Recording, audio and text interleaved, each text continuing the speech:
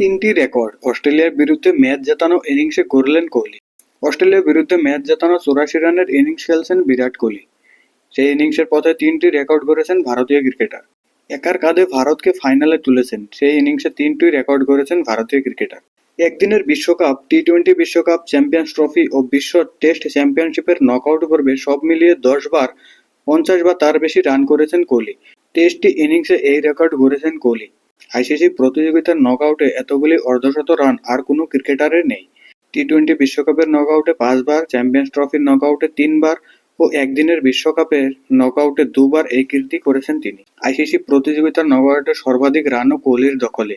একদিনের বিশ্বকাপ, টি-20 বিশ্বকাপ, চ্যাম্পিয়ন্স ট্রফি ও বিশ্ব টেস্ট চ্যাম্পিয়নশিপের নকআউট পর্বে সব মিলিয়ে 1023 রান করেছেন কোহলি।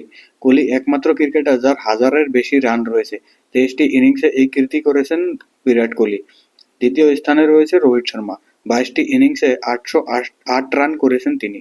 আইসিসির একদিনের প্রতিযোগিতায় 53টি ইনিংসে 24 বার 50 বা তার বেশি রান করেছেন।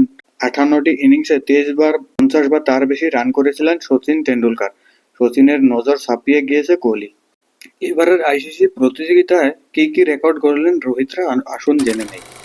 মঙ্গলবার অস্ট্রেলিয়াকে হারিয়ে চ্যাম্পিয়ন্স ট্রফি ফাইনালে উঠে গিয়েছে ভারত। চ্যাম্পিয়ন্স ট্রফিতে এই নিয়ে টানা 3 বার ফাইনালে উঠেছে ভারত। রোহিত শর্মার দল তৈরি করেছে একাধিক নজির। ভারত প্রথম দল হিসাবে পরপর 4টি আলাদা আলাদা আইসিসি প্রতিযোগিতার ফাইনালে উঠেছে। তারা 2023 সালের বিশ্ব টেস্ট চ্যাম্পিয়নশিপ ফাইনাল খেলেছে। সে বছর একদিনের বিশ্বকাপ ফাইনাল খেলেছে। 2024-এ টি-20 বিশ্বকাপের ফাইনাল খেলেছে। এবার চ্যাম্পিয়ন্স ট্রফিতে ফাইনালে উঠেছে। এই নজির আরও কোনো দেশের নেই। পরপর 3টি চ্যাম্পিয়ন্স ট্রফির ফাইনালে উঠল ভারত। 2013 সালে ইংল্যান্ডকে হারালেও 2017 সালে পাকিস্তানের কাছে হারে তারা। 2021 সালে প্রতিযোগিতা হয়নি। এর আগে অস্ট্রেলিয়া পরপর 2 বার চ্যাম্পিয়ন্স ট্রফি ফাইনাল খেলেছে। এর আগে পরপর 4টি বিশ্বকাপের ফাইনালে ওঠার নজির রয়েছে অস্ট্রেলিয়ার। 1996 থেকে 2007 পর্যন্ত প্রতিটি একদিনের বিশ্বকাপের ফাইনালে উঠেছে তারা। ওয়েস্ট ইন্ডিজের পর 3 বার একদিনের বিশ্বকাপ ফাইনাল খেলেছে অস্ট্রেলিয়া। এ নিয়ে ভারত 5 বার চ্যাম্পিয়ন্স ট্রফির ফাইনালে উঠল। 2000 সনে, 2002 সনে, 2013 ও 2017 সালেও ফাইনাল খেলেছিল তারা। এছাড়া সব মিলিয়ে 14 বার আইসিসি প্রতিযোগিতার ফাইনালে উঠেছে। বাড়তি সুবিধার কথা উড়ালেন গম্ভীর। কিছু মানুষের কাজই হলো বকবক করা। রোহিত শর্মা পর গৌতম গম্ভীর দুবাইয়ের ভারতের বাড়তি সুবিধা পাওয়ার অভিযোগ অধিনায়কের উপর উড়িয়ে দিলেন কোচও। চ্যাম্পিয়ন্স ট্রফির ফাইনালে ওঠার পর গম্ভীর সাফ জানালেন তারা এক ফোঁটাও বাড়তি সুবিধা পাচ্ছেন না দুবাইয়ে।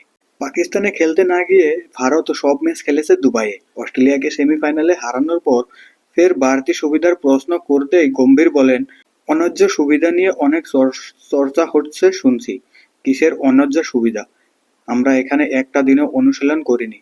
আইসিসি একাডেমিতে অনুশীলন করেছি। এখনকার ও ওখানকার পরিস্থিতি 180 ডিগ্রি পার্থক্য রয়েছে। গম্ভীরের সংযোজন, আপনারা যদি দুটো জায়গার উইকেট দেখেন তাহলে আকাশ পাতাল পার্থক্যের কথা বুঝতে পারবেন। কিছু কিছু মানুষ বড্ড বেশি বকবক করে, ওদের এবার বড় হতে হবে। এখানে কোনো অন্যায্য সুবিধা পাইনি ও পাওয়ার প্রত্যাশাও করিনি।